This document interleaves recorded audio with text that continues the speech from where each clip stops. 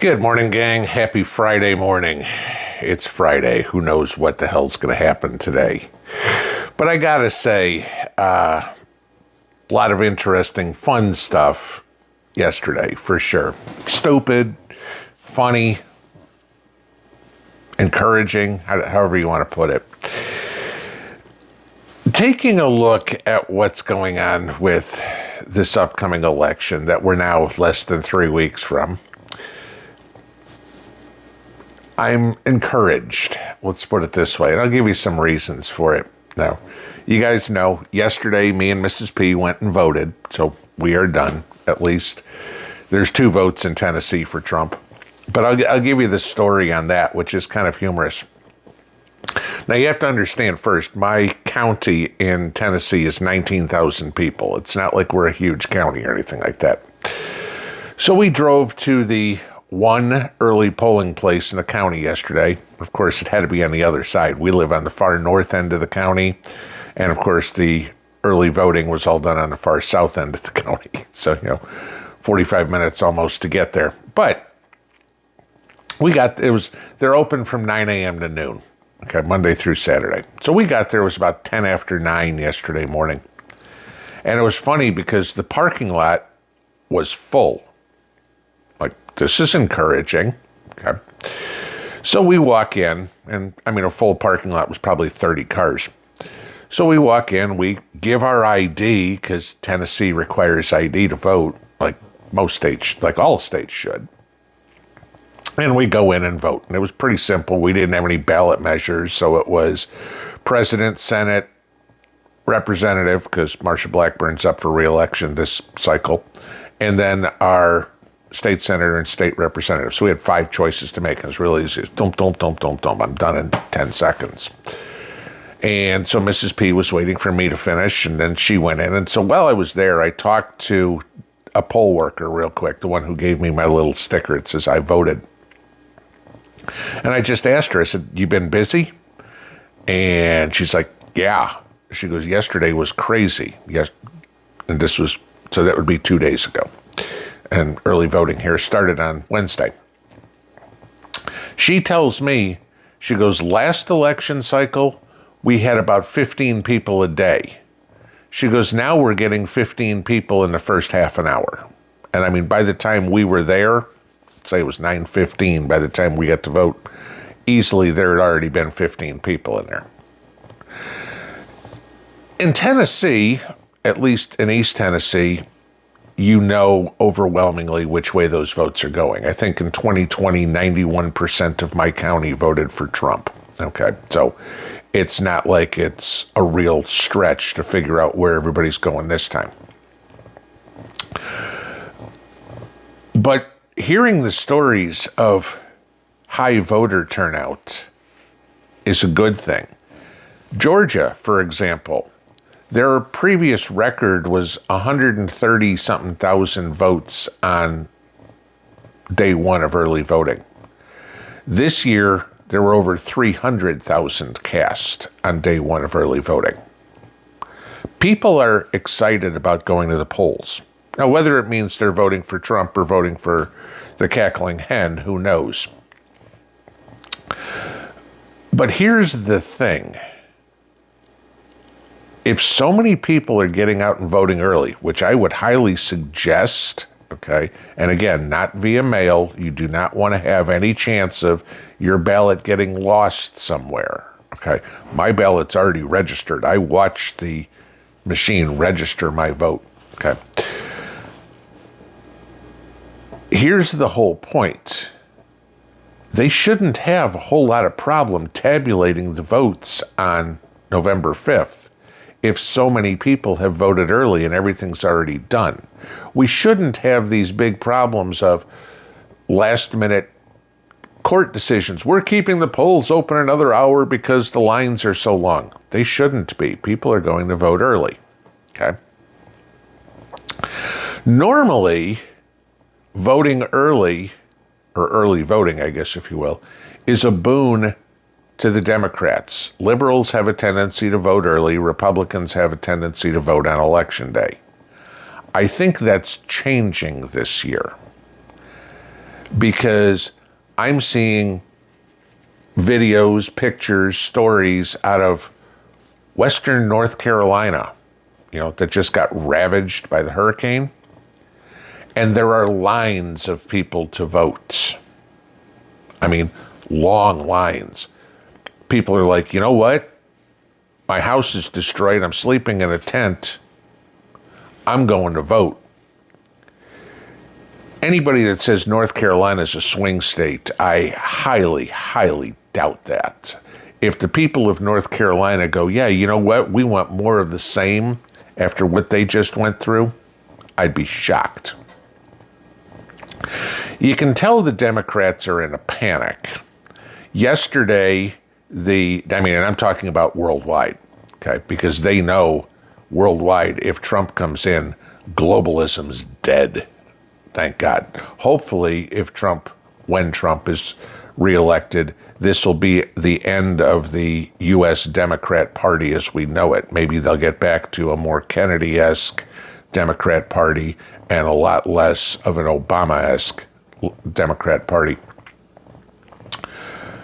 Yesterday, the British Labour Party, which is the left, the Liberals, announced that they are looking for about 100 people to come to the United States to help campaign for Kamala Harris, and announced this on social media, which was great because that's foreign election interference. And I hope everywhere they go, the sheriff's departments are aware of it, because as soon as they get off the plane, they can be arrested, because that is a federal crime. Amazing how 250 years after we kicked the Brits the hell out of our country, they still think they can influence our politics. I don't think that's going to happen anytime soon. Go ahead, Labor Party. You can come on over here. We got room in our jails. You can sit right next to an illegal, because that's where they're going too. All right? We'll deport you just like we'll deport them. Don't care if you have a visa. And then, of course, you had the Al Smith dinner last night. The Catholic charity traditional before the election dinner that politicians show up to. It's usually a good watch. If you haven't watched Trump's speech, if you will, last night, go find it. It's funny, okay? It's just good. In there, it was about a half an hour. Trump's speech was about a half an hour. It was good. There were a lot of good jokes in there. Okay. Take a chance, if you can stomach it, to watch the 4-minute pre-taped, cringeworthy Kamala Harris submission to the Al Smith dinner. It was completely unfunny. It was insulting to Catholics. And it tells you how this woman has no personality whatsoever.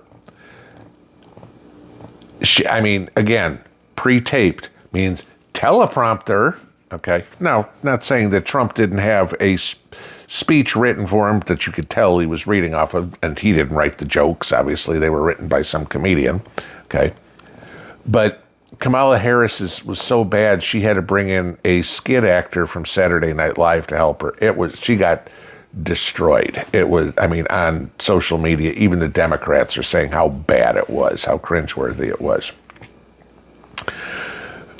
But it says a lot about the candidates, if they're willing to come up and make a fool of themselves for a little bit, that they're human. It says a lot about the people when they can laugh at each other and themselves. Chuck Schumer was sitting right next to Trump as he was giving this, and Trump had a couple of good digs in on Schumer, and Schumer laughed, and I'm no Chuck Schumer fan, okay? And he ripped on Eric Adams, and of course he ripped on Kamala Harris, and you'd love to see her and the steam coming out of her ears because, she's got toilet paper thin, single ply skin. But yesterday was just another example of who's going to be leading this country. A man of the people or a woman who's all about herself. And you can tell if you've looked at the polls or the betting markets. I think in the betting markets, Trump's up 25 points or something right now. I mean, it's just insane. And you can say whatever you want about the betting markets. You can say whatever you want about the polls. But it's interesting because even the most liberal of the poll aggregators, 270 to win, which is the one I watch, and I watch that one specifically because it is left-leaning, because I figure if we're winning in a left-leaning poll, we're crushing. The latest polls show Trump leading in all the battleground states except for Pennsylvania, where apparently Harris has a 0.3% lead, and they're supposedly tied in Michigan. Okay, and that includes some polls that are Democrat +7, Democrat +8 polling. Okay, honestly, looking at those polls right now, the way I see it, Trump will probably, if the election was today, if they counted votes today, I'd say Trump wins every swing state, which is positive for this country. I love watching all these stories about, I saw one yesterday, some woman, I'm applied for dual citizenship in Ireland. If Trump wins, I'm thinking of move to Ireland. And the first thought was, my condolences, Ireland. I mean, that's it. Hey, you know what? Liberals, if you want to leave the country, Hollywood, you want to leave the country, do so. Don't expect us to stop you. We won't miss you. I will tell you this, though. You aren't an airplane. You don't need to announce your departure. We don't care. Okay? So, it's just a good thing right now. We're seeing enthusiasm up. As I've said to you many times, the Democrats need to win the popular vote by about 4% to win an election. Right now, Trump's leading the popular vote by about 2%. That tells you electoral college landslide. Good. I'm hoping it's an early night. I'm hoping that they call Georgia by 10 o'clock and say Trump won. Pennsylvania said that they don't think they're going to have the announcement out that night. Okay, Trump wins Pennsylvania, then it's over. Okay, great. Okay, if Pennsylvania doesn't, then call Michigan and Wisconsin. The election could be over before we get west of the Mississippi. That's what I'm counting on. Because it's time we get this country back. We get rid of wokeism. We get rid of DEI. We get rid of CRT. We get rid of an illegal invasion. We get rid of countless wars. We get rid of crime. We get rid of this transgender idiocity. And we get back to a normal, productive, where there's more people working in the private sector than the public sector.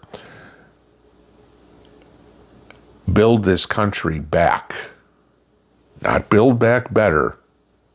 Build back correctly. Where work is rewarded. Where the handouts start ending. And no, before anybody tries to put words in my mouth, Social Security is not a handout. Social Security is getting your own damn money back, okay, at crap interest rates. I think I told you guys about a year ago, if you would have put your money in a savings account, you'd have 4 times more money than you would letting the government invest it for you. I'm optimistic. Less than 3 weeks to go before the election. I'm certainly more optimistic than I was in 2020. 2020 was close. I'm actually more optimistic than I was in 2016. It's just funny because the fake news, which you'll see all over the place, this is how they're trying to spin this, right? Oh, early voting is down since 2020, blah, blah, blah, blah, blah. Don't think anything about the early voting numbers. Except they forget one little thing. Remember what was going on in November of 2020? That little thing called COVID. Everybody was early voting. Everybody was asking for mail-in ballots because the entire public was either afraid of going out of their house or listening to Dr. Fauci telling you that you have to stay 5 million miles away from another human being because, oh my God, you might catch a cold, right?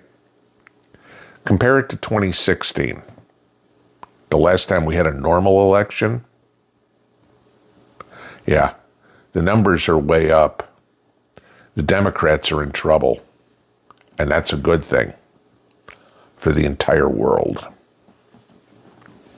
Pinball out.